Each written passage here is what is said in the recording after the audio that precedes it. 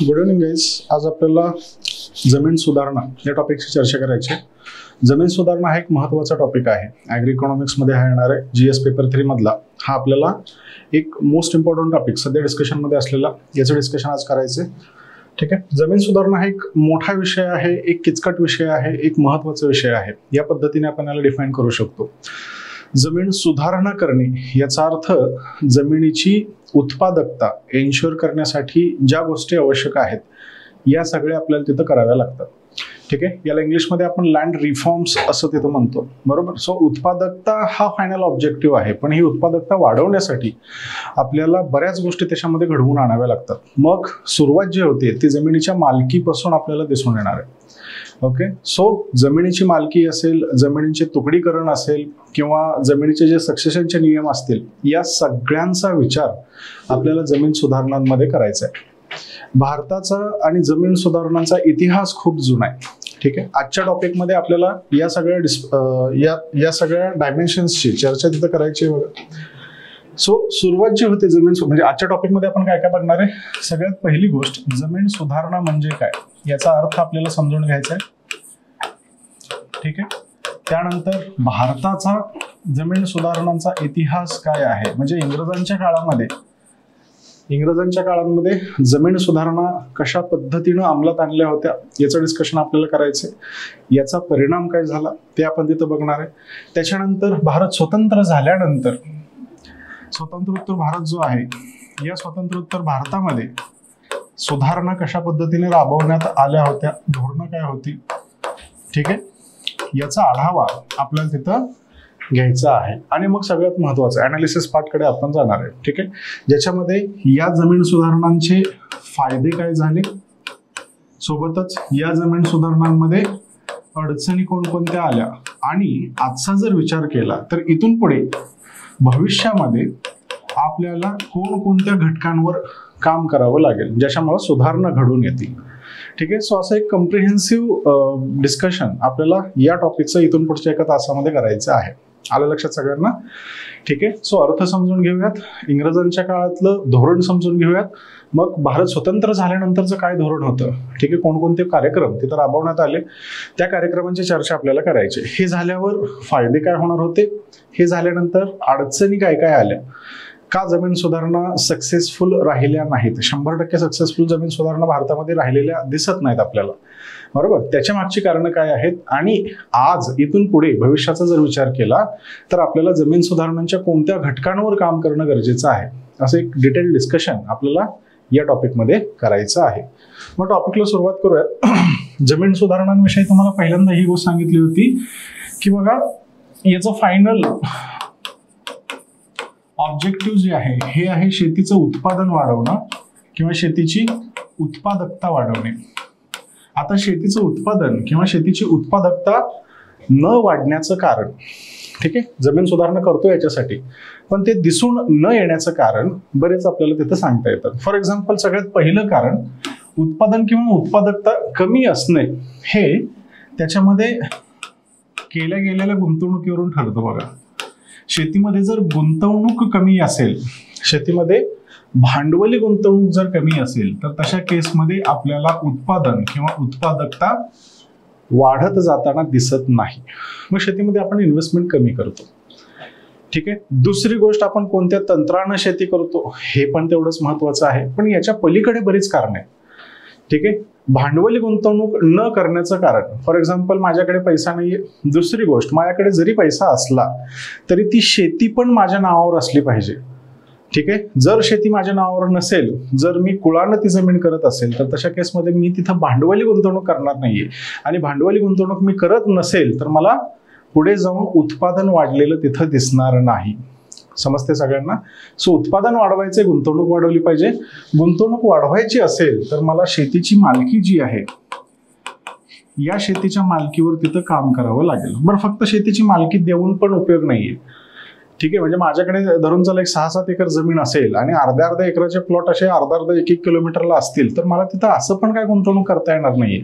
का तर पाईपलाईन करायचं असेल, इलेक्ट्रिसिटीचं कनेक्शन असेल, मोटर्स बसवायचे असतील, माझा तेवढ्या पटीत खर्च तिथं वाढतोय.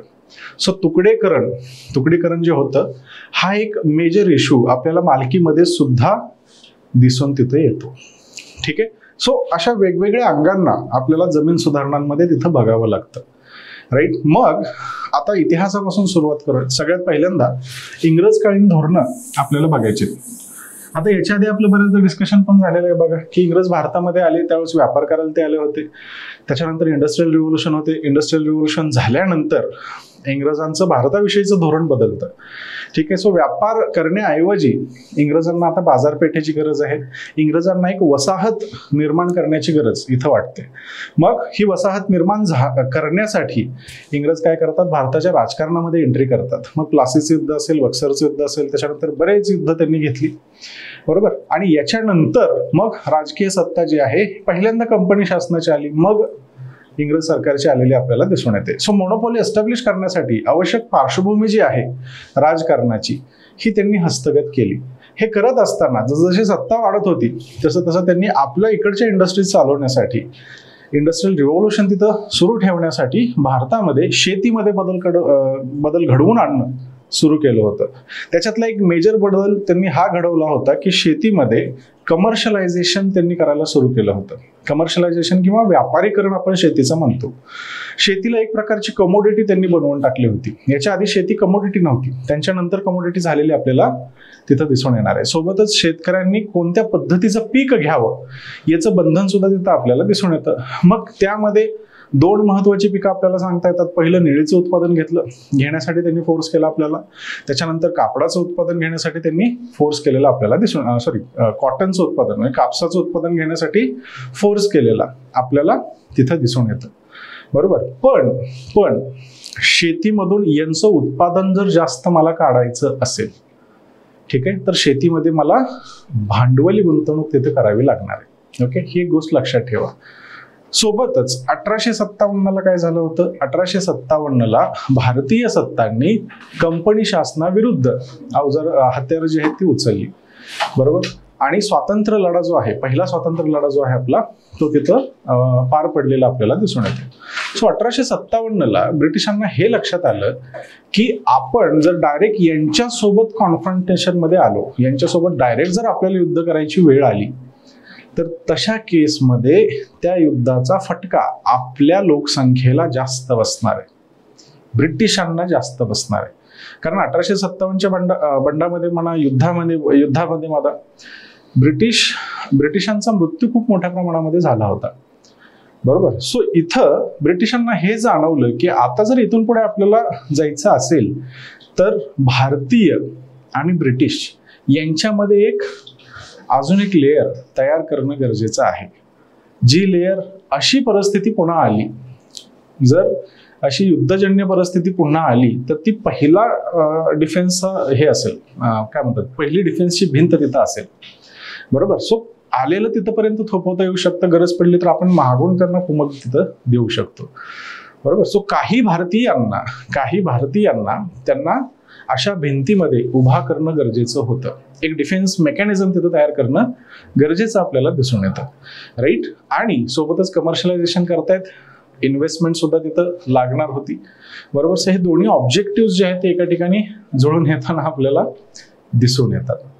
राईट. सो एक लॉयल वर्ग तयार करणं असेल आणि शेतीमध्ये डेव्हलपमेंट घडवून आणणं असेल, या दृष्टीनं इंग्रजांनी शेतीचं एक धोरण स्वीकारलेलं आपल्याला तिथं सांगता येतं.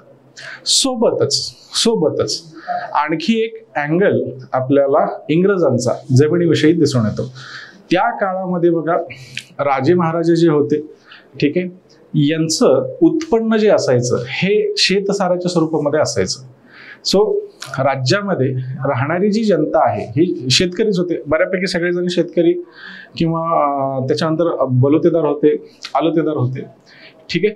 सो शेतकरी हा एक मेजर वर्ग आपल्याला तिथं दिसून येतो आणि ही सगळी जनता शेतसारा तिथं देत होती.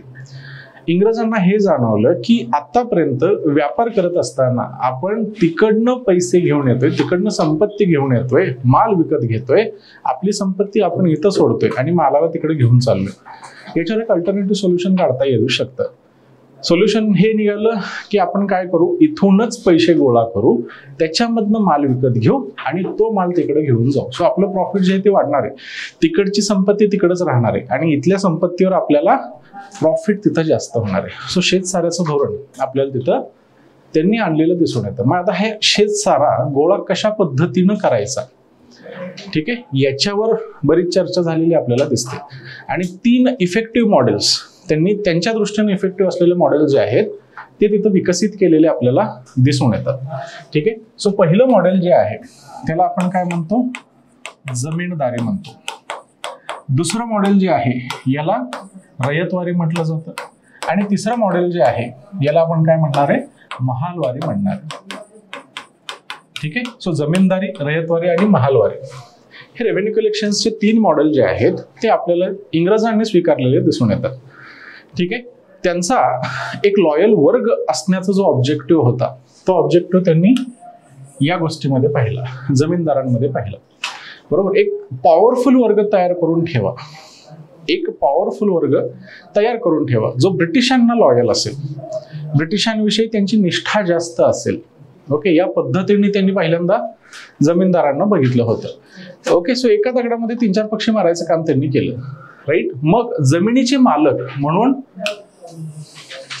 जमीनदारांना त्यांनी पुढे आणलेलं आपल्याला दिसतं. ठीक आहे. सो एक जमीनदार असेल, तो जमीनदार, त्याला जमिनीची मालकी दिलेली आहे. जमीनदाराचं काम काय, जमीनदार या सगळ्यांकडनं, त्याच्या कुळांकडनं, मालकी आता जमीनदाराची आहे. सो शेतीमध्ये काम करणारे शेतकरी स्वतःच्या मालकीचे नाहीत राहिले. बरोबर. ती कुळं म्हणून तिथं काम करायला त्यांनी सुरू केलं. राईट. सो या कुळांकडून शेतसारा गोळा करणं आणि गोळा केलेल्या शेतसारामधला काही भाग इंग्रज सत्तेला देणं किंवा कंपनी शासनाला त्या काळामध्ये देणं. बरोबर. या पद्धतीचं धोरण त्यांनी स्वीकारलेलं आपल्याला दिसून येतं. आलं लक्षात. राहिलेला जो भाग आहे या भागातून हा भाग सगळा जमीनदारांकडे जाणार आहे. बरोबर. जमीनदार हा पैसा घेणार आहे, त्याला मोठी अमाऊंट तिथं राहत होती. सो जमीनदार हा सगळा पैसा घेणार आहे, याच्यामधनं तो स्वतःची लाईफस्टाईल पण मेंटेन करतोय. पण मेजॉरिटी फोकस इथं हा होता की त्याला परमनंटली आपण तिथं जमिनीचा मालक केलाय. याला परमनंट सेटलमेंट असं सुद्धा म्हटलं जातं. ठीक आहे. सो परमनंटली जर मी त्याला त्या जमिनीचा मालक केला असेल तर तो तिथे इन्व्हेस्टमेंट करेल. शेतीमध्ये तो काय करेल, इन्व्हेस्टमेंट करेल. इन्व्हेस्टमेंट केल्यामुळे, शेतीमध्ये भांडवली गुंतवणूक केल्यामुळे शेतीचं उत्पादन वाढेल आणि वाढलेल्या उत्पादनामुळे आपल्याला मिळणारा जो शेतसारा आहे हा शेतसारा सुद्धा तिथे त्यांना जास्त मिळणार. हे धोरण आपल्याला ब्रिटिशांचं जमीनदारीविषयी दिसून येतं. ठीक आहे. मग जमीनदारी एस्टॅब्लिश होते. पूर्व भारतामध्ये, स्पेसिफिकली पश्चिम बंगालमध्ये आपल्याला जमीनदारी व्यवस्था जी आहे ही लागू केलेली आपल्याला दिसून येते. ठीक आहे. सो ऑब्जेक्टिव्ह तर पण सिंपल आहे, उत्पादकता वाढवायची. ठीक आहे. सोबतच एक निष्ठा असलेलं, इंग्रजांविषयी निष्ठा असलेला एक वर्ग तिथं तयार करायचा आहे. आणि सगळ्यात महत्वाचं, जमीनदारांद्वारे तिथे इन्व्हेस्टमेंट होईल. ओके. याविषयी काम त्यांना तिथं या जमीनदारीमध्ये करायचं होतं. ओके. ही एक प्रकारची जमीन सुधारणा त्यांनी तिथं त्या काळात केली. जमीनदारीमध्ये बऱ्याच अडचणी येतात. ठीक आहे. जमीनदार व्यवस्थितरित्या काम करत नाहीत, त्यांना फुकटच्या पैशाची सवय लागलेली असते. त्याच्यामुळं पैसे जेवढे काढून घ्यायचे तेवढे ते काढून घेतात, पण इन्व्हेस्टमेंट काहीच करत नव्हते. ओके. लक्झरीवर सगळा पैसा खर्च करायचे. ऍब्सेंटी लॉर्डिझम नावाचा एक शब्द NCERT मध्ये दिसतो बघा. ऍब्सेंटी लॉर्डिझम म्हणजे काय, हा जमीनदार जमिनीकडे कधी फिरकतच नाहीये. जमीनदारांना काय केले, पहिलवान ठेवलेले आहेत. पहिलवान म्हणजे प्रॉपर गावगुंड त्यांनी ठेवलेले आहेत. हे गावगुंड गावामध्ये जात आहेत, सगळ्यांना शेतकऱ्यांकडनं पैसे गोळा करून जमीनदाराला आणून देतात. त्याला तिथं जाण्याची सुद्धा गरज नाही. हा राहतोय कलकत्त्यामध्ये. ठीक आहे. सो याचं जमिनीकडे लक्ष नाहीये. गावगुंडांनी प्रचंड अनन्वित अत्याचार तिथं आपल्याला शेतकऱ्यांवर केलेले दिसून येतात. एखादं वर्ष दुष्काळाचं असू शकतं, दुष्काळामध्ये शेतकऱ्याचं उत्पन्न, त्या कुळाचं शेतीमधलं उत्पन्न त्याला मिळत नाहीये. ठीक आहे. तरी देखील यांचं म्हणणं काय असायचं, मला काही माहित नाही, तू डायरेक्ट पैसे मला दे. राईट. मग तो जर पैसे देण्यासाठी असमर्थ असेल तर त्याला हाणून मारून त्याच्याकडनं पैसे काढून घेणे, ही पद्धत आपल्याला जमीनदारीमध्ये तिथं दिसून येते. सो प्रचंड अनन्वित अत्याचार या जमीनदारी व्यवस्थेमध्ये नंतर झालेले दिसून येतात. ठीक आहे. सो हे मॉडेल जरी ब्रिटिशांना फायद्याचं असलं तरी भारतीयांना प्रचंड नुकसान या गोष्टीमुळे झालेलं आपल्याला सांगता येतं. मग थोडंसं मॉडिफाईड व्हर्जन जे आहे ते साऊथ इंडियामध्ये रयतवारी व्यवस्थेमध्ये दिसून येतं. सो इथं जमीनदार जे आहेत या जमीनदारांऐवजी डायरेक्ट शेतीचे मालक शेतकऱ्यांना करून देण्यात आलं. ठीक आहे. सो इथं काय, हा मालक होता, जमीनदार जो आहे तो मालक होता, पैसे गोळा करणार, मग सरकारला शेतसारा तो भरणार. इथं रयतवारी व्यवस्थेमध्ये रयत हा मालक होता, म्हणजे शेतकरी जो आहे तो मालक असलेला आपल्याला दिसतोय. तो शेती करणार, त्यातनं जे उत्पन्न निघतंय त्यातला शेतसारा डायरेक्ट तो सरकारला तिथं देणार. याला आपण रयतवारी व्यवस्था म्हणतो. महाराष्ट्रामध्ये सुद्धा रयतवारी व्यवस्था जी आहे ती आपल्याला तिथं दिसून येते. ठीक आहे. अडचण ही आहे की बऱ्याचदा पिकं फेल जायची. आता त्या काळामध्ये मॉडर्न ॲग्रिकल्चरल प्रॅक्टिसेस नाही आहेत. ठीक आहे. पाण्याची व्यवस्था नाही, अजून बऱ्याच गोष्टी तिथं नाही आहेत. त्यामुळं क्रॉप फेल्युअर किंवा पिकांचं नुकसान होण्याचा दर जो आहे तो तिथं खूप जास्त दिसून येतो. राईट. मग याच्यामुळे काय होतं, शेतसारा तर द्यावाच लागायचा, शेतकऱ्याकडे उत्पन्न तर नसायचं. हा शेतकरी मग सावकारांकडे जाणार, त्यांच्याकडनं पैसे घेणार आणि ते पैसे मग शेतसाराच्या स्वरूपामध्ये देणार. सो सावकारकीची प्रथा जी आहे ही आपल्याला या साऊथ इंडियामध्ये, महाराष्ट्रामध्ये आपल्याला दिसून येते. ठीक आहे. जमिनीचे मालक जरी नसले तर सावकार इथं खूप मोठा पॉवरफुल गट म्हणून पुढे आलेला आपल्याला दिसता येतो. सोबतच लिखापडी मधलं ज्ञान हे शेतकऱ्यांना नव्हतं. सावकार काहीतरी लिखापडी करणार, त्या लिखापडीमध्ये कंपाऊंड इंटरेस्ट लावला जाणार आहे, चक्रीय व्याजदर असणार आहे. ठीक आहे. मग वेट बिगारी सुरू असायची. सोबतच बऱ्याचदा शेतकरी जर पैसे घेतलेलं कर्ज माघारी देऊ शकत नसला तर या सगळ्या जमिनी मग कोण घेऊन बसणार आहे, सावकार बसणार आहे. सो इफेक्टिव्हली जमीनदारी जरी एस्टॅब्लिश नाही झाली तर सावकारांच्या स्वरूपामध्ये ती जमीनदारी विकसित झालेली आपल्याला नक्कीच इथं रयतवारीमध्ये दिसून येते. ही अडचण इथं आली. ठीक आहे. त्याच्यानंतर तिसरं मॉडेल जे आहे हे वायव्य भारतामध्ये आपल्याला दिसून येतं. ठीक आहे. पश्चिम वायव्य भारतामध्ये हे मॉडेल आपल्याला दिसणार, याला महालवारी म्हटलं जायचं. सो कलेक्शन जे आहे, शेतसाऱ्याचं कलेक्शन हे आता गावांमधून एकत्र जायला सुरू झालं होतं. ठीक आहे. सो गावाच्या मालकीची जमीन गाव शेतसाऱ्याचं कलेक्शन करते आणि ते पुढे पाठवते. ठीक आहे. जो व्यक्ती हे सगळं घडवून आणत असायचा त्याला महाल म्हटलं जायचं. ओके. या व्यवस्थेला आपण महालवारी व्यवस्था म्हणतो. आता याच्यामध्ये असमानता दिसून येते. काही शेतकरी पैसे देण्यासाठी असमर्थ आहेत, बरोबर. त्यांनी पैसे नाही दिले तर त्याचा फटका संपूर्ण गावाला बसणार आहे. या पद्धतीनं या तिन्ही व्यवस्थांमध्ये प्रचंड फेल्युअर्स आपल्याला दिसून येतात आणि यामुळं जमीन सुधारणा त्या काळामध्ये झालेल्या आपल्याला दिसून येत नाहीत. हे झालं ब्रिटिशांच्या काळामध्ये. मग भारत स्वतंत्र झाला. भारत स्वतंत्र होत असताना शेतकऱ्यांचे प्रश्न महात्मा गांधीजी ज्यावेळेस राजकारणामध्ये येतात त्यावेळेस महात्मा गांधीजींना एवढं महत्व का दिलं जातं इतिहासामध्ये, सर्वसामान्यापर्यंत तो जो स्वातंत्र्याचा लढा आहे हे महात्मा गांधीजी घेऊन आले होते. त्याच्या आधी हा स्वातंत्र्याचा लढा जो आहे हा बुद्धिमान विचारवंत लोकांपुरता मर्यादित असलेला आपल्याला दिसून येतो. गांधीजींचं धोरण थोडंसं वेगळं होतं. सर्वसामान्य व्यक्तींपर्यंत त्यांनी स्वातंत्र्याचा लढा घेऊन आणला. ठीक आहे. मग याच्यामध्ये त्यांनी शेतकऱ्यांचे जे प्रश्न आहेत, शेतकऱ्यांच्या प्रश्नांची चर्चा त्यांनी केली. शेतकऱ्यांना स्वातंत्र्य लढ्यामध्ये सहभागी करून घेतलं. मग भारत स्वतंत्र होतो. आपण समाजवाद स्वीकारतो. समाजवाद स्वीकारल्यामुळे आपल्याला सगळ्यांचं समान कल्याण करणं तिथं गरजेचं आहे. मग शेतकऱ्यांचे प्रश्न मिटवणं आपल्याला तिथं प्रायोरिटी होऊन जाते. सोबतच बघा, अशा पद्धतीची डिस्टॉर्टेड व्यवस्था असल्यामुळं, ठीक आहे, इथं जमीनदार लक्ष देत नाहीयेत. रयत जे आहे ही कर्जबाजारी होऊन बसले, त्यांच्यामुळे त्यांच्याकडनं तिथं गुंतवणूक होत नाहीये. ठीक आहे. सो अशी व्यवस्था आहे. याच्यामुळे शेतीमध्ये इन्व्हेस्टमेंट कमी होते. शेतकरी उत्पादन कमी घेतोय. उत्पादन कमी घेत असल्यामुळे आपल्या इथं दुष्काळ, अन्नाचे दुष्काळ पडत असताना इथं दिसून येतात. त्यांना फेमिन्स म्हटलं जातं. फेमिन्स आपण तिथं म्हणतो, बरोबर. मग आता प्रश्न जर सोडवायचा असेल, अन्न सुरक्षा जर इन्शुअर करायची असेल तर आपल्याला हे प्रश्न पहिल्यांदा मिटवावे लागतील. जे शेतकऱ्यांपुढे उभे आहेत, जे इंग्रजांच्या व्यवस्थेमधून बाहेर पडलेले आपल्याला दिसून येतात. मग जमीन सुधारणांचं धोरण जे आहे हे स्वतंत्र झाल्यानंतर दिसून यायला सुरू होतं. ठीक आहे. मग भारताचे कार्यक्रम खूप इंटरेस्टिंग आहेत बघा. जमीन सुधारणांमध्ये भारताने जे कार्यक्रम केले हे प्रचंड इंटरेस्टिंग आहेत. ठीक आहे. सगळ्यात पहिला कार्यक्रम त्यांनी जो केला, जमीनदारांना त्यांनी उडवून लावलं. याला म्हटलं गेलं ॲबॉल्युशन ऑफ इंटरमेडियरीज, मध्यस्थांचे उच्चाटन. मध्यस्थ जे आहेत या मध्यस्थांना आपण तिथनं काढून टाकणार. सो शेतसारा गोळा जर करायचा झाला, ठीक आहे, तर शेतकऱ्यांनी डायरेक्ट तो शेतसारा आता सरकारला भरावा. त्यांनी जमीनदारांकडे भरावा, जमीनदारांनी पुढे जाऊन तो सरकारला द्यावा. ओके. ही जी व्यवस्था आहे ही व्यवस्था तिथं बंद करण्यात आली. ॲबॉल्युशन ऑफ इंटरमेडियरीज किंवा मध्यस्थ जे आहेत यांचं उच्चाटन तिथं करण्यात आलं. संपूर्ण जमीन सुधारणांमध्ये ही सुधारणा जी आहे ही सक्सेसफुल राहिलेली आपल्याला दिसून येते. कारण जमीनदार असतील, इनामदार असतील, हे बघा आज त्यांच्या हातामध्ये आपल्याला सत्ता दिसत नाहीये. का तर त्यांचं ॲबॉल्युशन आपण या धोरणांमध्ये तिथं केलेलं दिसून येतं. दुसरं जे धोरण होतं आपलं जमीन सुधारणांना घेऊन, त्याच्यामध्ये आपण काय केलं, कुळांचे जे अधिकार, बरोबर, जमिनीचा मालक जमीनदार आहे, कुळांचे जे अधिकार आहेत या कुळांच्या अधिकारांना प्रोटेक्शन देण्याचं काम केलं, बरोबर. सो त्याला टीनेन्सी रिफॉर्म्स म्हटलं गेलं, राईट. मग याच्यामध्ये कुळांचं रेंट जे आहे, म्हणजे जमिनीचा दर जो आहे कुळांकडनं घेतला जायचा तो फिक्स करण्यात आला. त्याच्यानंतर जर कुळ खूप काळासाठी तिथं काम करत असेल तर ओनरशिप त्याच्या नावावर ट्रान्सफर करण्यात आली आणि एकूणच त्याला प्रोटेक्शन देण्याचं काम आपल्याला कुळांच्या सुधारणांमध्ये तिथं दिसून येतं, बरोबर. हा दुसरा महत्वाचा जमीन सुधारणेचा एक डायमेन्शन आपल्याला भारतीय जमीन सुधारणांमध्ये दिसून येतो. तिसरा जो सुधारणांचा डायमेन्शन आहे तो इंटरेस्टिंग आहे, त्याला लँड सीलिंग म्हटलं जातं.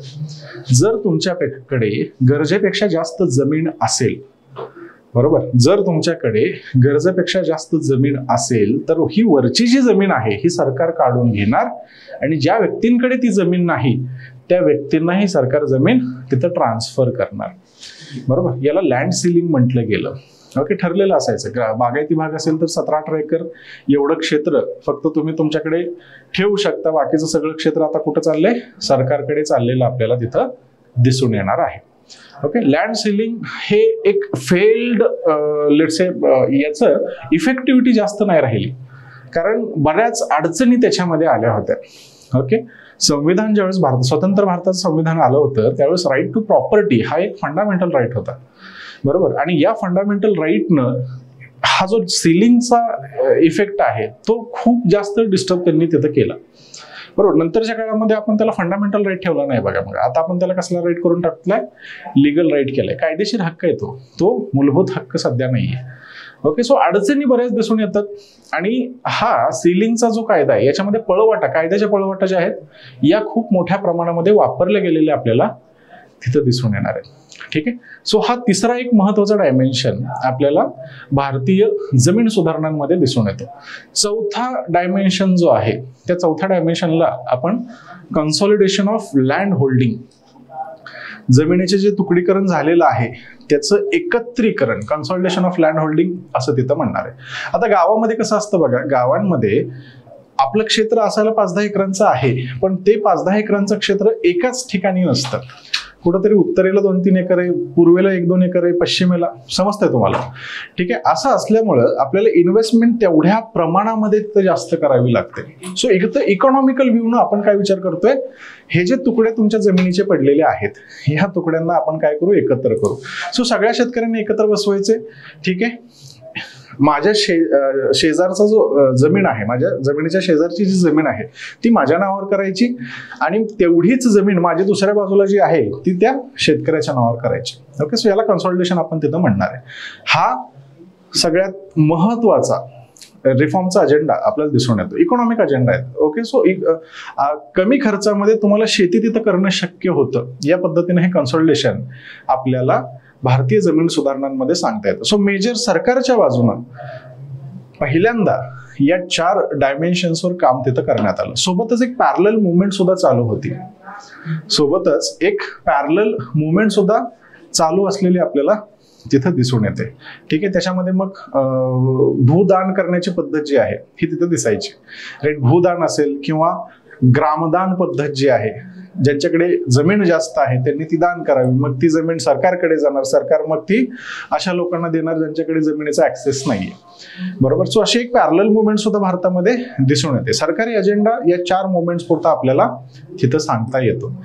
कमी अधिक फरकानं या मुवमेंट्सनी सक्सेस मिळवलेली आपल्याला दिसून येते.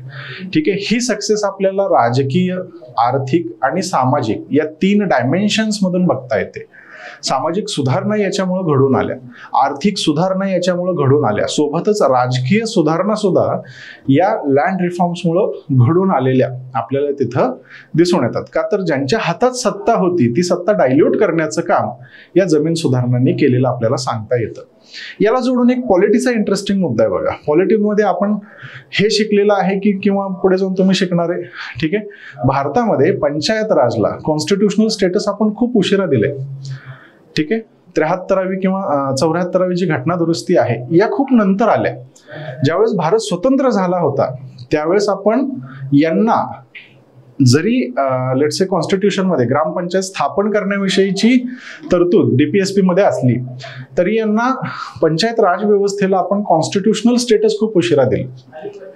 बरोबर, 73वी 74 घटना दुरुस्ती खूप लांब आली, नंबरच खूप मोठा येतो. ओके, असं करण्याचं कारण हे होतं, हे आता पुस्तकांमध्ये तुम्हाला सापडणार नाहीये.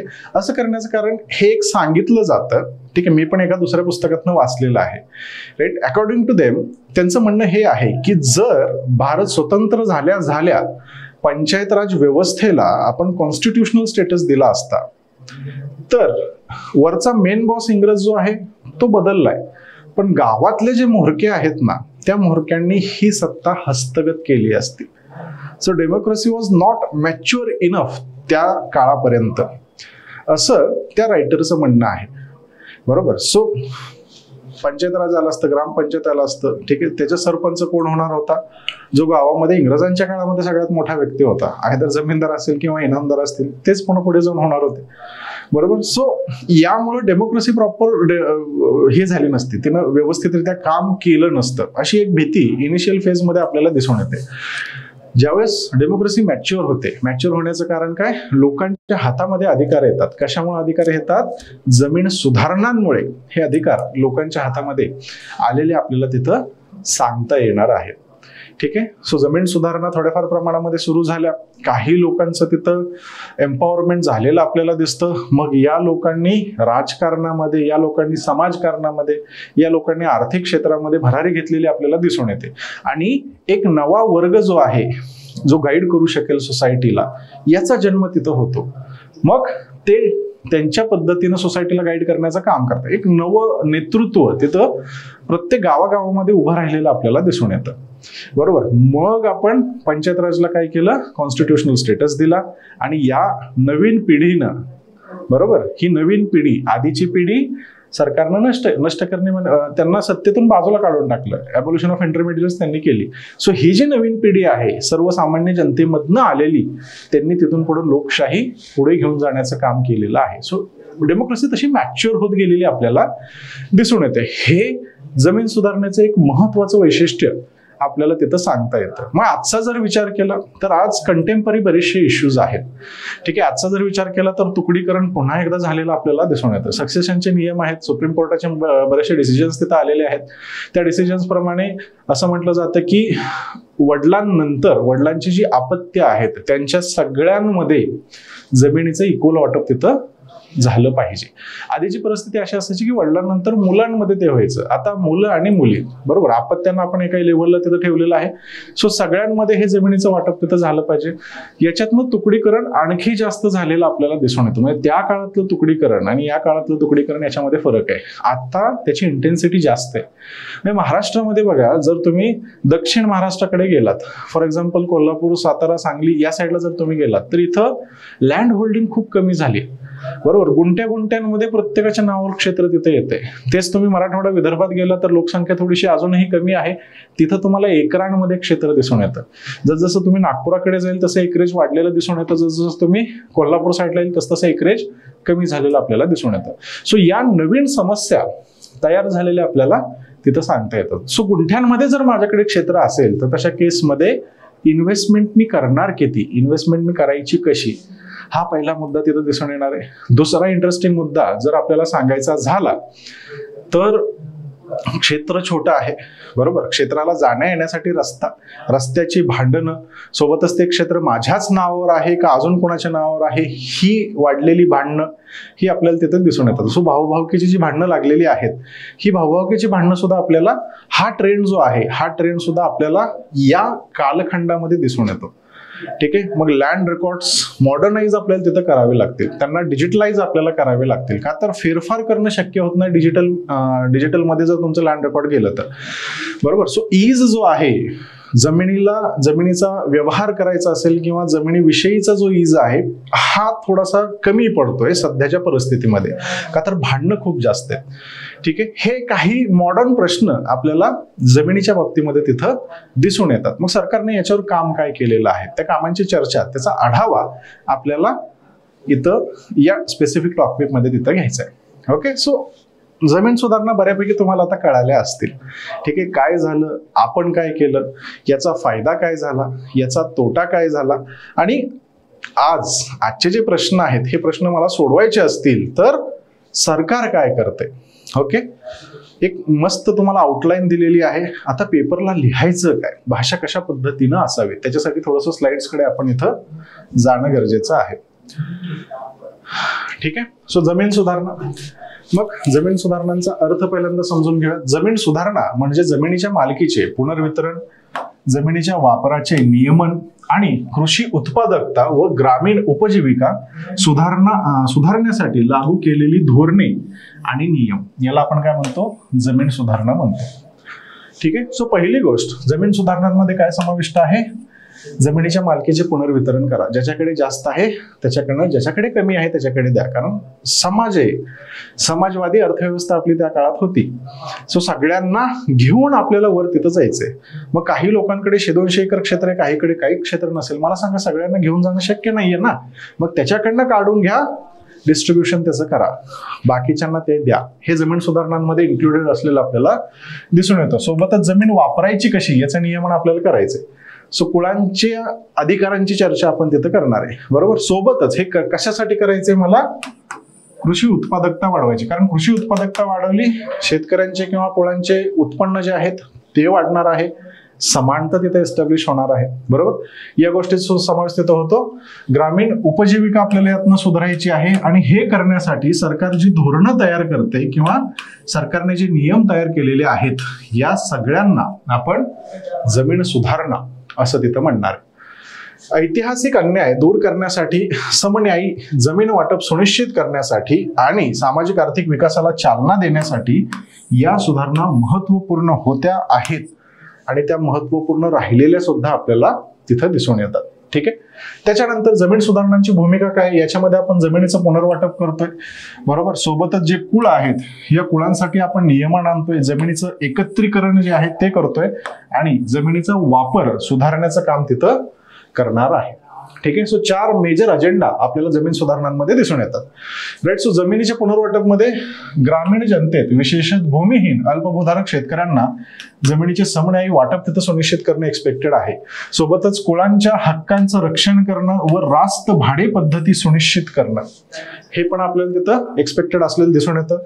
जमिनीच्या एकत्रीकरणाचा उद्देश काय, जमिनीची उत्पादकता वाढवण्यासाठी खंडित जमिनींच्या एकत्रीकरणाला प्रोत्साहन तिथं द्यायचंय. ओके, या गोष्टीचा समावेश आपण जमीन सुधारणांमध्ये करणार आहे. आणि जमिनीचा वापर सुधारणा म्हणजे काय, योग्य धोरण समर्थन उपायांद्वारे जमीन संसाधनांच्या इष्टतम वापरास प्रोत्साहित करणे. सो लँड ऑप्टिमायझेशन हे जे म्हटलं जातं ते घडवून आणणे. या सगळ्यातून अल्टिमेटली आपला ऑब्जेक्टिव्ह हेच आहे, जास्तीत जास्त उत्पन्न मला काढायचंय. हे करण्यासाठी मला या वरच्या सगळ्या गोष्टींवर तिथं काम करावं लागेल.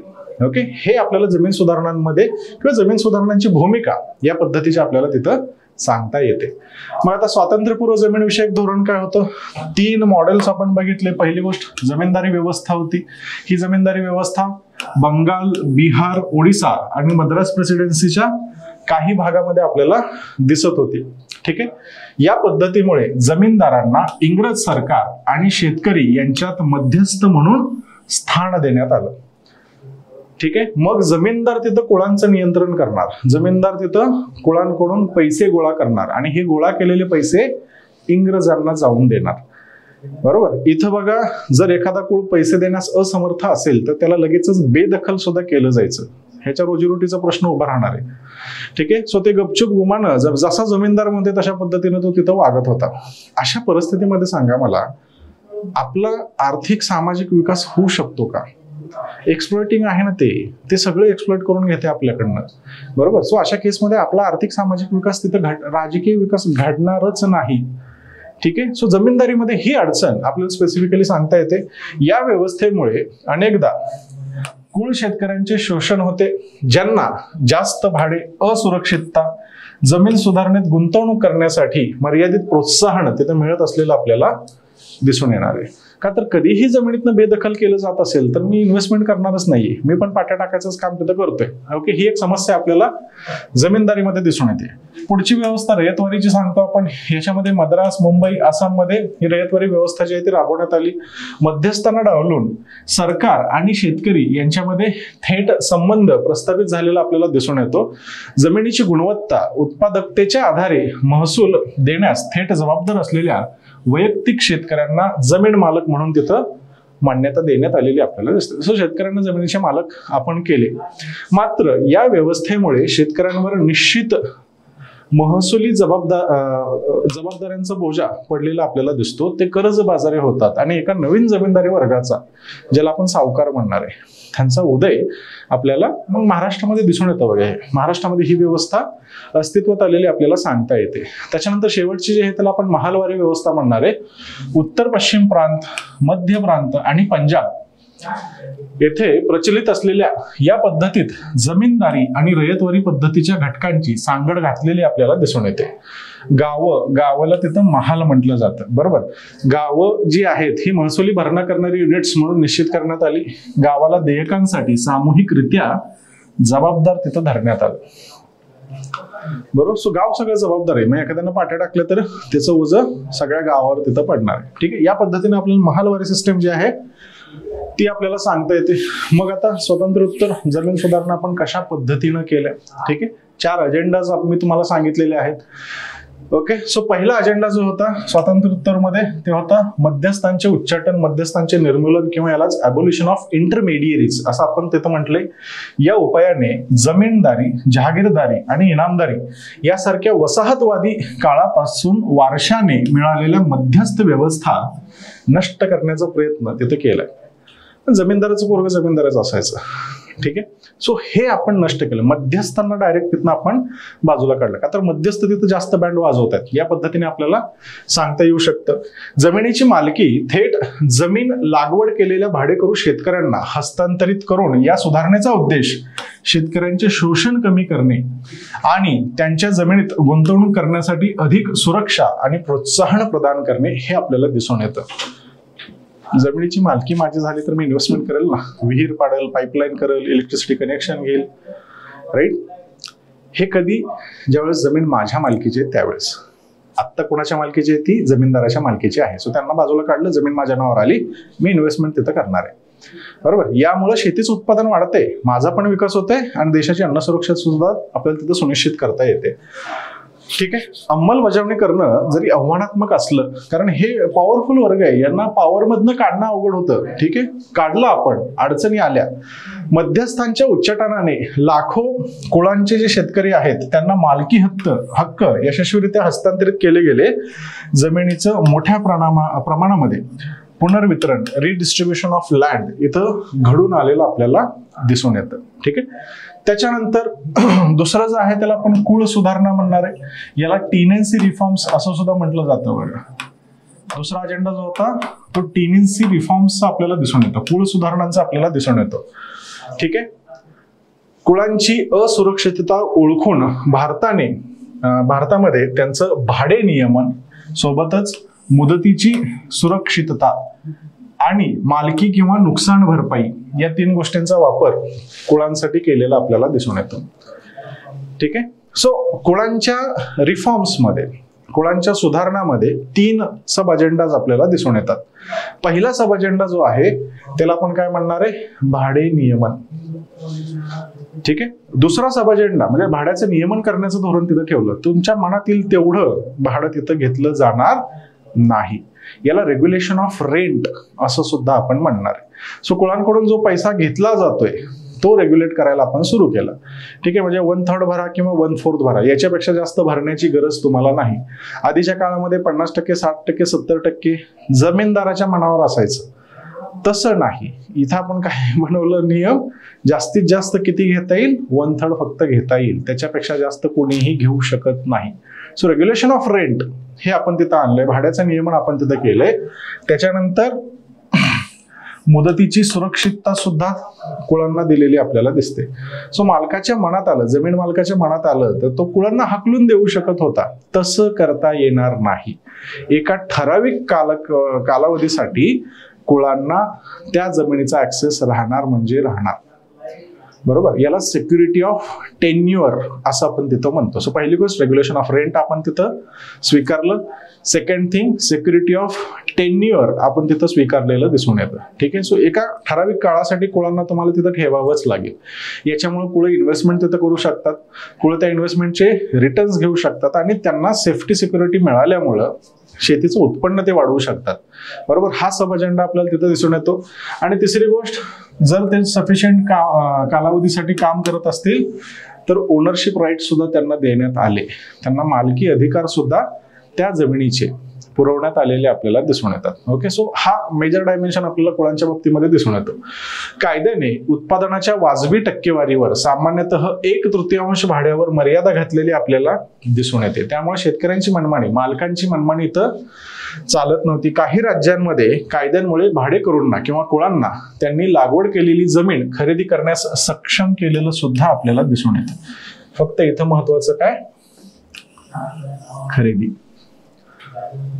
बरोबर, so right to property fundamental right आहे, त्याच्यानंतर तो लिगल राईट झालाय.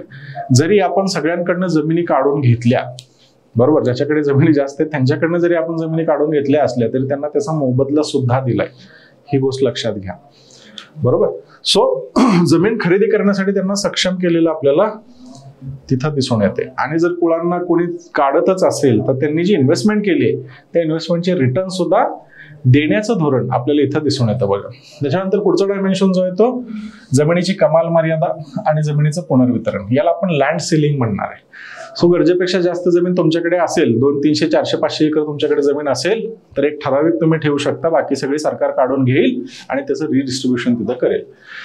जमिनीच्या मालकीचे केंद्रीकरण दूर करण्यासाठी एखाद्या व्यक्तीला किंवा कुटुंबाला जास्तीत जास्त किती जमीन मिळू शकते याची मर्यादा घालण्यासाठी कमाल जमीन कायदा जो आहे, लँड सिलिंग ऍक्ट जो आहे, हा तिथं स्वीकारण्यात आलेला आपल्याला दिसून येतो.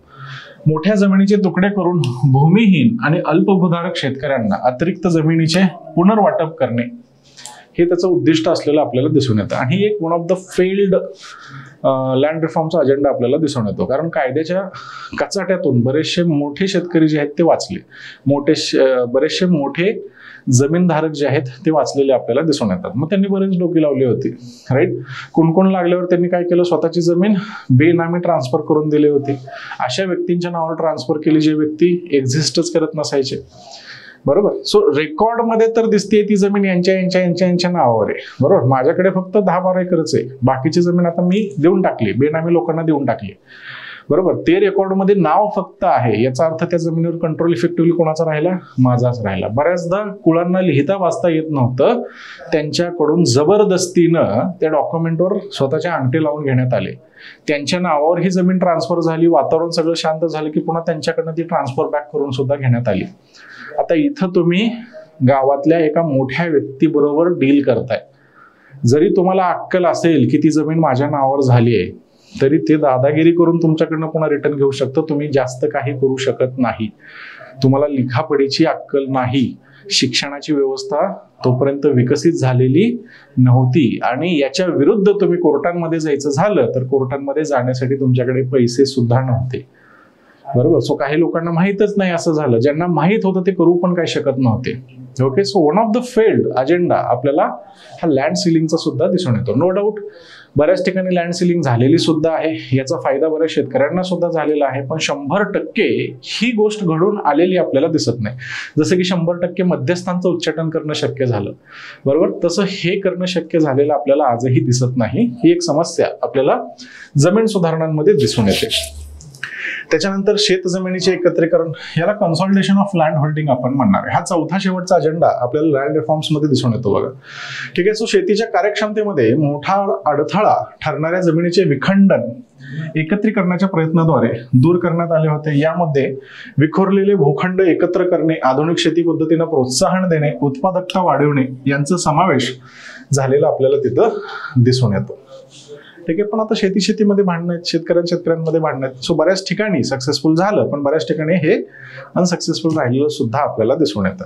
ठीक आहे. सो एक मिक्स्ड रिस्पॉन्स आपल्याला या शेवटच्या डायमेन्शनला दिसून येतं. ओके. सो हा झाला आपला जमीन सुधारणांचा अजेंडा. सोबतच एक पॅरलल मुवमेंट सुद्धा भारतामध्ये दिसून येते. याला भूदान चळवळ या पद्धतीने आपण ओळखत असतो बघा. भूदान किंवा ग्रामदान आपण म्हणतो. ठीक आहे. महात्मा गांधींच्या तत्वज्ञानाने प्रेरित होऊन विनोबा भावे, नाव लक्षात असू द्या, यांच्या नेतृत्वाखाली झालेल्या या चळवळींनी मोठ्या जमीन मालकांकडून भूमिहीन शेतकऱ्यांना स्वेच्छेने जमीन देणग्या देण्यास प्रोत्साहन तिथं आपल्याला दिसून येतं. भूदान करा. ठीक आहे. मी गावचा मोठा माणूस आहे, माझ्याकडे 300-400 एकर क्षेत्र आहे. ठीक आहे. भूदानमध्ये मी काय करतोय, भूदानमध्ये मी माझी जमीन स्वेच्छेनं दान करतोय. ठीक आहे. याला भूदान म्हटलं गेलं. पुढे जाऊन याचं एक बदललेलं स्वरूप ग्रामदान मध्ये आपल्याला दिसून येतं. सो गावानं ती जमीन दान केलेली आहे, मग ती रिडिस्ट्रीब्यूट केलेली आपल्याला दिसून येते. अजेंडा खूप चांगला होता. या मोहिमेचा अजेंडा खूप चांगला होता. बऱ्याच लोकांनी इथं दान दिलेलं सुद्धा आपल्याला दिसून येतं. अडचण ही आली की काही ठिकाणी, मेजॉरिटी ठिकाणी, काही ठिकाणी म्हणण्यापेक्षा मेजॉरिटी ठिकाणी ज्या जमिनी दान करण्यात आल्या होत्या त्या जमिनी पडीक होत्या. प्रोडक्टिव्ह जमिनी दान नव्हत्या केल्या. बरोबर. ज्या करण्यात आल्या त्या अनप्रोडक्टिव्ह जमिनी होत्या. सो त्याचं डिस्ट्रीब्युशन करून सुद्धा ज्याला ती जमीन मिळाली त्याला त्या गोष्टीचा फायदा झालेला आपल्याला दिसत नाही.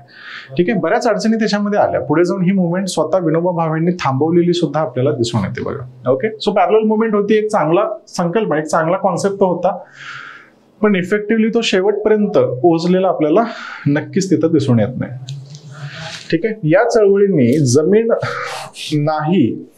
जमीनहीनतेबद्दल प्रभावीपणे जनजागृती केली. भूमिहीन कुटुंबांना जमिनीचे पुनर्वितरण केले. जरी जमिनीची गुणवत्ता, शाश्वतता आणि समन्यायी वितरणाबद्दल आव्हाने इथं उद्भवली असली तरी. ठीक आहे. सो प्रश्न इथं पण राहिलेत. जमीन सुधारणा हा एक इंटरेस्टिंग टॉपिक आहे बरं का आपल्या हिस्ट्री मधला. जमीन सुधारणा फक्त भारतामध्ये झालेल्या नाहीत. या जमीन सुधारणा बऱ्याचशा देशांमध्ये झालेल्या आपल्याला दिसतात आणि त्यांचा इतिहास रक्तरंजित आहे. ज्या ज्या देशांमध्ये जमीन सुधारणा घडवून आल्या होत्या फोर्सफुली, रक्तरंजित इतिहास तिथं आपल्याला दिसून येतो. तेवढा इतिहास आपल्या इथे दिसून येत नाही. ठीक आहे. म्हणून सुद्धा कुठेतरी जमीन सुधारणांची इफेक्टिव्हिटी कमी राहिली. ठीक आहे. तिकडं ती इफेक्टिव्हिटी जास्त राहिलेली दिसते. हे एक वेगळं डायमेन्शन आहे डिस्कशनचं, राईट. पण ज्या प्रमाणात जमीन सुधारणा घडून आल्या, नो डाऊट याच्यामुळे सोसायटी प्रगत झाली आहे आपली. एक नवीन नेतृत्व तयार झालेलं आपल्याला दिसतं का, तर लोकांच्या हातामध्ये ते अधिकार नक्कीच पोहोचलेले आहेत. बरोबर.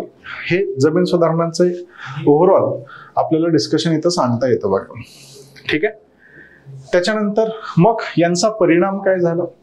पहिला परिणाम सामाजिक आपल्याला डिस्कस करायचा आहे. ठीक आहे. सो याच्यामुळं विषमता कमी झालेली आपल्याला दिसते. बरोबर. सामाजिक आणि आर्थिक विषमता जी आहे ही कमी झालेली आपल्याला इथं सांगता येते. सो जो मोठा आहे तो छोटा होऊन गेला, जो छोटा आहे तो मोठा होत गेला. या दोघांमधलं अंतर कमी कमी होत गेलेलं आपल्याला तिथे दिसून येतं. जमिनीची मालकी जी आहे ती रिडिस्ट्रीब्यूट झाल्यामुळं एक शेतकऱ्यांचा नवा गट जो आहे, हा नवा गट तिथं उदयाला आलेला आपल्याला सांगता येतो. सोबतच सामाजिक समता सुद्धा प्रस्थापित होत असताना आपल्याला दिसून येते. या सुधारणांमुळे सरंजामशाही व्यवस्था जी आहे ही सरंजामशाही व्यवस्था नष्ट झालेली आपल्याला सांगता येते आणि एक समतोल ग्रामीण भागामध्ये तयार होताना आपल्याला दिसून येतं. आजची व्यवस्था बघा. गावामध्ये मोठा शेतकरी एखादा असू शकतो, पण त्याच्याकडे काही 200, 500, 200, 600 एकर जमीन नाहीये. ठीक आहे. बाकीच्यांकडे ॲव्हरेज जर 10 एकर असेल तर त्याकडे 12 एकर, 15 एकर, 16 एकर या पद्धतीने आपल्याला नक्कीच तिथं सांगता येतं. सो एक समतेकडे आपण आलोय. 100% समता झाली का नाही झाली, पण आधीच्या पेक्षा परिस्थिती चांगली झालेली आपल्याला नक्कीच तिथं सांगता येते. सोबतच उपेक्षित समुदायांचं सक्षमीकरण सुद्धा झालंय. मग याच्यामध्ये अनुसूचित जाती आणि अनुसूचित जमाती आपल्याला सांगता येतात. आणि सगळ्यात महत्वाचं, जमीन सुधारणांमध्ये महिलांना सुद्धा बरेचसे अधिकार मिळाले. काही ठिकाणी महिलांच्या नावावर सुद्धा जमिनी गेल्या. ठीक आहे. आज ही गोष्ट नॉर्मल आहे, आधी नव्हती. सो महिलांचं सक्षमीकरण करणं, सोबतच अनुसूचित जाती, अनुसूचित जमाती यांचं सक्षमीकरण करणं हे शक्य जमीन सुधारणांमधून झालेलं आपल्याला दिसून येतं. कारण बघा, यांच्याकडे ट्रेडिशनली जमीन यांच्या मालकीवर नव्हती. बरोबर. या सगळ्यांची कामं वेगळी होती. शेती करणं हे त्यांचं काम नव्हतं. राईट. सो शेत जमिनीचा ऍक्सेस त्यांना नसणार आहे. जमीन सुधारणांनी हा शेत जमिनीचा ऍक्सेस या वर्गांना उपलब्ध करून दिलेला आपल्याला तिथं सांगता येतो. सो हे एक बेनिफिट, आणि याच्यामुळं सर्वात उपेक्षित वर्गाला जर आपण ऍक्सेस दिला, इकॉनॉमिक ऍक्सेस दिला, तर साहजिक आहे सामाजिक एकता जी आहे ती आपली वाढलेली तिथं सांगता येणार आहे. त्याच्यानंतर पुढचा प्रभाव आर्थिक सांगू शकतो आपण.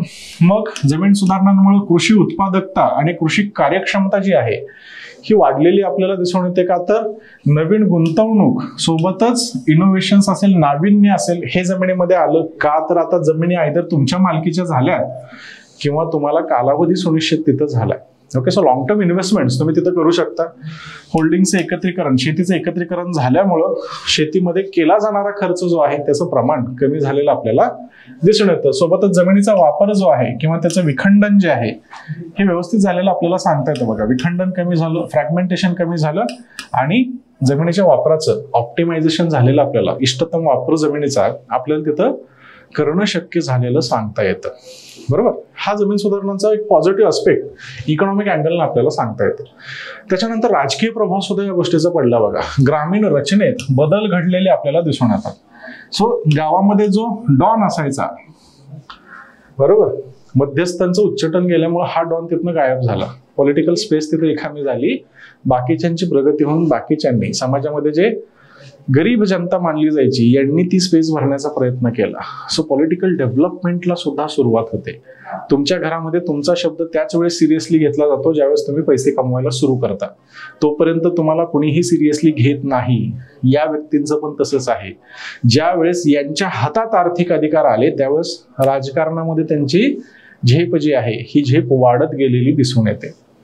बरोबर. हे कंपॅरिझन करणं थोडंसं चुकीचं आहे, पण समजून घेऊ शकता आपण. आपला पर्सनल रस्तीत दिला तर लक्षात लगेच येईल. बघा, राईट. सो घरातले राजकीय अधिकार तुम्ही पैसे कमवायला सुरू केल्यावर येतात. सो आर्थिक नाड्या तुमच्या हातात आल्या ऑटोमॅटिकली तुम्हाला राजकारण कळायला तिथं सुरू होतं. या पद्धतीने आपल्याला सांगता येईल. सोबतच याच्यातून नव्या नेतृत्वाचा उदय झालेला सुद्धा आपल्याला नक्कीच तिथं दिसून येतो.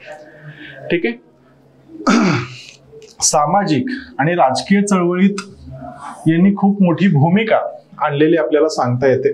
ठीक आहे. भूमी सुधारणांमुळं शेतकरी चळवळी ज्या आहेत या मोठ्या झाल्या. राजकीय संघटन शेतकऱ्यांचं तिथं शक्य झालेलं आपल्याला दिसून येतं. सो पॉलिटिकली ऍक्टिव्ह सोसायटी जी आहे ही डेव्हलप झालेली सांगता येतं. सो डेमोक्रेसी मॅच्युअर व्हायला सुरुवात झाली. आपण मगाशी डिस्कशन केलंय, डेमोक्रेसी मॅच्युअर व्हायला या गोष्टींनी सुरुवात केलेली आपल्याला नक्कीच तिथं दिसून येते. ह्या जमीन सुधारणांचे आर्थिक, राजकीय आणि सामाजिक फायदे आपल्याला सांगता येतात. सोबतच आव्हानं पण राहिलेली आहेत. ओके. यांचं डिस्कशन आपलं झालंय, कोडिफाय करून घेऊयात. अंमलबजावणीमध्ये बरीच अडथळे किंवा बरीच आव्हानं आलेली आपल्याला दिसतात. पहिलं अडथळा प्रशासकीय आणि कायदेशीर आपल्याला सांगता येतो. सो बरेचसे ब्युरोक्रॅट जे आहेत त्यांनी करप्शन केले. बरेचसे कायद्यांमध्ये बऱ्याचशा त्रुटी राहिलेल्या आपल्याला दिसतात. ठीक आहे. सो जमीन सुधारणांचे जे फायनल ऑब्जेक्टिव्ह आहेत हे ऑब्जेक्टिव्ह पूर्ण न झालेले आपल्याला दिसून येतात. ठीक आहे. म्हणजे कागदांमध्ये फेरफार करणे, बरोबर, स्वतःची जमीन लपवणे, कायद्यामध्ये ज्या गोष्टी सांगितलेल्या नाहीत, ज्या गोष्टींविषयी कायदा गप्प बसतो अशा गोष्टींचा वापर तिथं करणे, बेनामी ट्रान्सफर करणे. ओके. सो कायद्यांचं प्रॉपर अंमलबजावणी आपल्याला जमीन सुधारणांमध्ये दिसून येत नाही. ही एक अडचण आपल्याला तिथं सांगता येते. बघा, सो नोकरशाहीची अकार्यक्षमता त्याच्यामध्ये दिसून येते. नोकरशाहीची अकार्यक्षमता जी आहे ही अकार्यक्षमता आपल्याला याच्यामध्ये दिसून येते. कायदेशीर गुंतागुंत आपल्याला नक्कीच तिथं दिसून येते. त्याच्यानंतर अंमलबजावणीमध्ये दुसरी अडचण जमीन मालकांचा विरोध आपल्याला दिसून येतो. यांचा राजकीय प्रभाव जास्त होता. यांनी खूप मोठ्या प्रमाणामध्ये छळ कुळांचा केलेला सुद्धा आपल्याला दिसून येतो. आता साधी गोष्ट आहे, कोण निवडून जाणार आहे? इनिशियल फेज मध्ये कोण निवडून गेलेला असणार आहे? जे एकदम मोठा माणूस आहे गावातला तोच निवडून जाणार आहे. मोठा कशामुळे झाला? जमिनीचं त्याच्याकडे जास्त क्षेत्र आहे म्हणून तो मोठा झाला. आता हाच व्यक्ती राजकारणामध्ये जातोय इनिशियल फेज मध्ये, आमदार खासदार तोच व्यक्ती झालेला आहे. मला सांगा, मग कायद्याची अंमलबजावणी करत असताना त्याला अक्कल नसणार आहे का की बाबा हे कायदा जर आला तर माझीच जमीन चालली, बरोबर? सो तो या गोष्टींना पहिल्यांदाच मॅप करत होता आणि त्याच्यामुळे मग कायद्यामध्ये बरोबर पळवाटा सुटलेले आपल्याला दिसून येतात. राईट. ही एक समस्या आपल्याला जमीन सुधारणांमध्ये नक्कीच तिथं दिसून येते. त्याच्यानंतर अपूर्ण आणि अकार्यक्षम सुधारणा. काही ठिकाणी आपल्याला संपूर्णपणे या कार्यक्षम सुधारणा दिसून येत नाही. कव्हरेज जे आहे ते अपूर्ण राहिलेलं आपल्याला दिसून येतं. सगळ्याच ठिकाणी, सगळ्याच राज्यांमध्ये, सगळ्याच जिल्ह्यांमध्ये तेवढ्याच फोर्सनं या सुधारणा ज्या आहेत या राबवल्या गेल्या नाहीत. का तर मी आत्ताच तुम्हाला कारण सांगितले, बरोबर. कारण मी 200 एकराचा मालक आहे, मी खासदार म्हणून पुढे गेलेलो आहे आणि ही जमीन सुधारणा आली तर फाटका पहिल्यांदा कोणाला बसणार आहे? मलाच बसणार आहे, समजतंय. सो मी काळजी घेणार नाही त्या गोष्टीची, राईट. सो कव्हरेज जे आहे हे कव्हरेज दुसऱ्या राज्यांमध्ये घेऊन जावा, दुसऱ्या जिल्ह्यांमध्ये घेऊन जावा, माझ्यापर्यंत येईपर्यंत कव्हरेज धरून डायल्यूट करून टाका, या पद्धतीने आपल्याला सांगता येतं. आणि अंमलबजावणीमध्ये त्रुटी राहिलेली सुद्धा आपल्याला तिथं नक्कीच दिसून येते, बरोबर. त्यानंतर बरेचसे डावपेच पण रचण्यात आले, बेनामी व्यवहार करण्यात आले, विखंडन आणि विभागणी तिथं करण्यात आली. सो घरातल्या प्रत्येकाच्या नावावर जमीन करा, आपल्या शेतीमध्ये जे कुळ काम करतात त्यांच्या नावावर जमीन करा, हे फंड तिथं वापरण्यात आले. बेनामी ट्रान्सफर करा, हे फंड तिथं वापरण्यात आलेले आपल्याला दिसून येतात.